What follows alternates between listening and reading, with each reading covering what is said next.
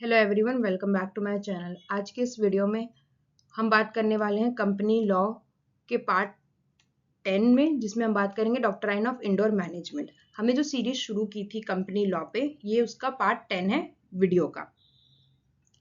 अगर आपने अभी तक मेरा चैनल सब्सक्राइब नहीं किया तो आप सब्सक्राइब कर दीजिए, साथ ही बेल आइकन को दबा दीजिए ताकि जब भी मैं वीडियो पोस्ट करूँ तो आपके पास नोटिफिकेशन आ जाए। अगर आपके कोई भी डाउट्स है तो आप कमेंट सेक्शन में पूछ के अपने डाउट्स क्लियर कर सकते हैं। साथ ही अगर आप चाहते हो कि मैं किसी स्पेसिफिक सब्जेक्ट पे या स्पेसिफिक टॉपिक पे वीडियो बनाऊं तो आप वो भी कमेंट कर सकते हैं, मैं जरूर आंसर करूंगी आपको। तो चलिए शुरू करते हैं। कंपनी लॉ को जनरली हम 5 यूनिट्स में कंप्लीट करेंगे। यूनिट 1 के जो सिलेबस हैं वो ऐसे हैं, और ये टॉपिक्स हमने कवर कर लिए हैं। Meaning and definition of company, then characteristics of company, corporate personality, then lifting the corporate veil, then registration and incorporation, procedure of incorporation, memorandum of association, doctrine of ultra vires, article of association। आज के video में हम बात करेंगे doctrine of indoor management, और unit 2 में हम बात करेंगे प्रोस्पेक्टस के बारे में। Introduction. In company law, while certain documents like memorandum of association and article of association are public and accessible, the internal functioning of a company is not open to outsiders. To balance this, the law evolved the doctrine of indoor management, which protects outsiders dealing with the company in good faith. This doctrine acts as an exception to the doctrine of constructive notice, ensuring fairness and commercial convenience. Students, company law में एक interesting problem होती है। MOA and AOA public documents होते हैं, सब देख सकते हैं, बट कंपनी के इंटरनल प्रोसीड्यूर्स जैसे कि मीटिंग्स, अप्रूवल्स, रिजोल्यूशंस प्राइवेट होते हैं। तो आउटसाइडर कैसे ट्रस्ट करें? इसी प्रॉब्लम को का सॉल्यूशन है डॉक्ट्राइन ऑफ इंडोर मैनेजमेंट। ये डॉक्ट्राइन आउटसाइडर्स को प्रोटेक्ट करता है जब वो कंपनी के साथ गुड फेथ में डील करते हैं।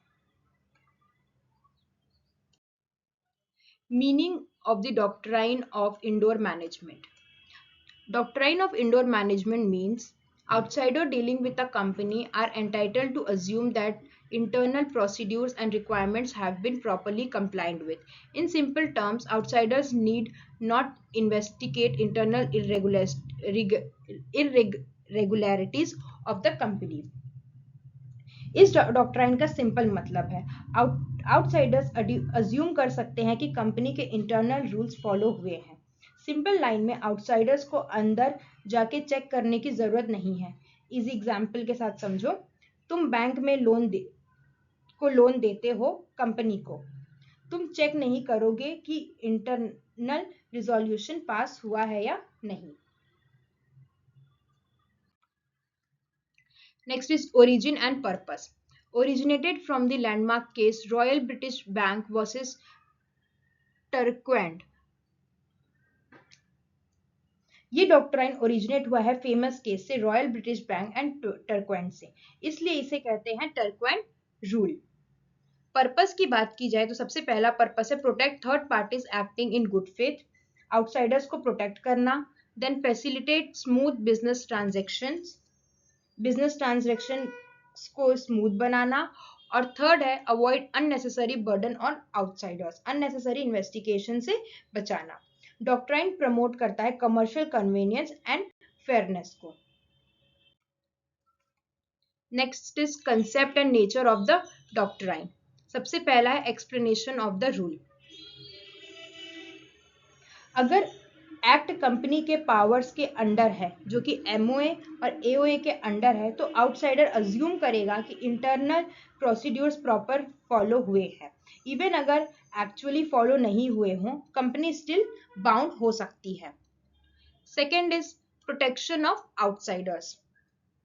डॉक्ट्राइन प्रोटेक्ट करता है bona fide good faith third parties. Company excuse नहीं ले सकती, हमने इंटरनल रूल फॉलो किया है। Third is relation with doctrine of constructive notice.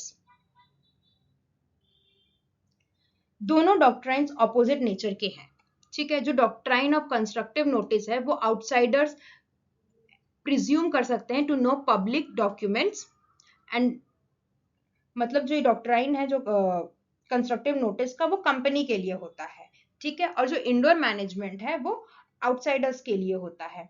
Constructive notice जो होता है वो आउटसाइडर्स को एमओए और एओए का नॉलेज माना जाता है, और जो इंडोर मैनेजमेंट होता है आउटसाइडर्स के को इंटरनल रूल्स का नॉलेज अज्यूम नहीं किया जाता। Indoor management is equal to exception to constructive notice. अब हम देखेंगे statutory and legal framework. Recognition under law. The doctrine is recognized through judicial interpretation within the framework of the Companies Act 2013.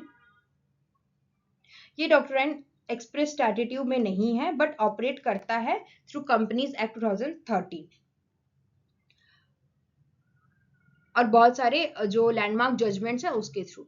Position in Indian law की बात करें, fully accepted by Indian courts, applied in various supreme court and high court decisions, subject to certain well defined exceptions.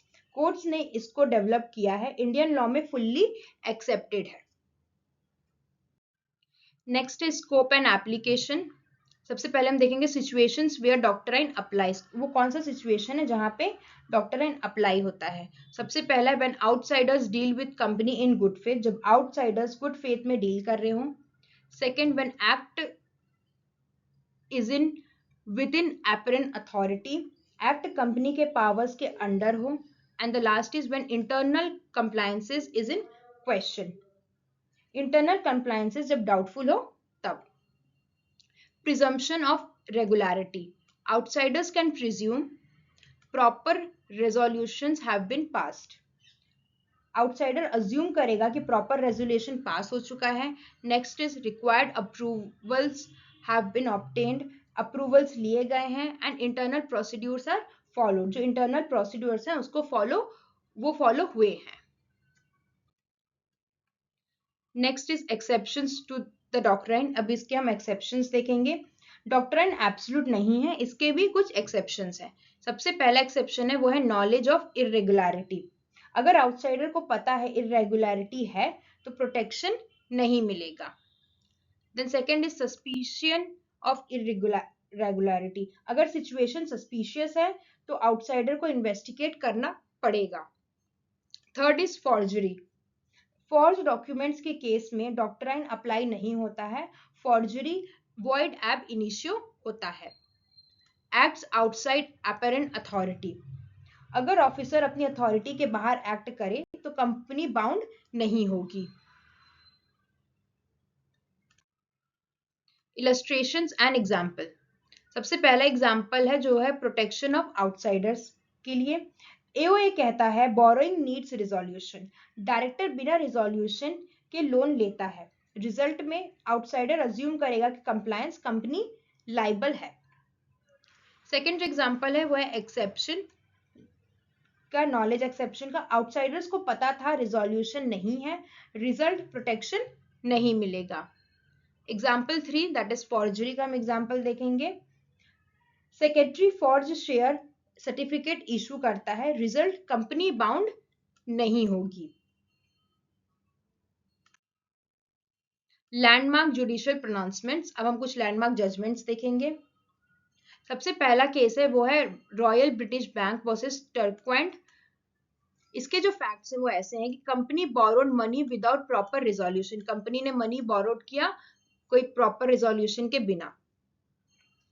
Judgement में company was held liable, company को liable माना गया। जो principal इसमें apply हुआ वो ये था कि outsider can assume internal compliances, और इसी को टर्क्वेंट रूल भी बोला जाता है। जो सेकंड केस है वो ये है आनंद बिहारी लाल वर्सेस डिनशॉ एंड कॉरपोरेशन। इस केस में ये प्रिंसिपल स्टैब्लिश हुआ कि सस्पिशियस ट्रांजैक्शन प्रोटेक्टेड नहीं होते हैं। थर्ड जो केस है वो है Rubin versus great Finjal consolidated. इसमें ये प्रिंसिपल स्टैब्लिश हुआ कि जो फॉर्जरी है वो प्रोटेक्टेड नहीं होगी। Last is conclusion. The doctrine of indoor management plays a crucial role in balancing corporate operations and third-party protection. It protects outsiders dealing in good faith, promotes business efficiency, prevents companies from exploiting internal irregularities. However, its application is limited by exceptions to prevent misuse. Thus, the doctrine ensures a fair balance between corporate autonomy and commercial fairness, making it an essential principle in company law. Doctrine of indoor management एक balance create करता है company के internal control और outsiders की protection के बीच में.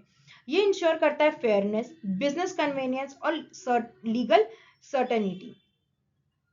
The doctrine of indoor management protects bona fide outsiders by allowing them to assume irregularity of internal proceedings subject to recognized exceptions. So thank you so much everyone for watching this video. अगर आपको video पसंद आया हो या आपको informative लगा हो तो आप वीडियो को लाइक करें, चैनल को सब्सक्राइब करें और साथ ही बेल आइकन को भी आप क्लिक कर दें ताकि जब भी मैं इसका नेक्स्ट पार्ट डालूंगी तो आपको नोटिफिकेशन के थ्रू पता चल जाए. और अगर आपके कोई भी डाउट्स है तो आप कमेंट सेक्शन में पूछ सकते हैं. तो मिलते हैं नेक्स्ट वीडियो में, और नेक्स्ट वीडियो में हम यूनिट 2 शुरू करेंगे कंपनी लॉ का, जिसमें हम सबसे पहले प्रोस्पेक्टस की बात करेंगे. तो इसलिए आप सब्सक्राइब कर लीजिए और बेल आइकन भी क्लिक करें ताकि आपके पास नोटिफिकेशन आ जाए. तो मिलते हैं अगले वीडियो में. Bye bye.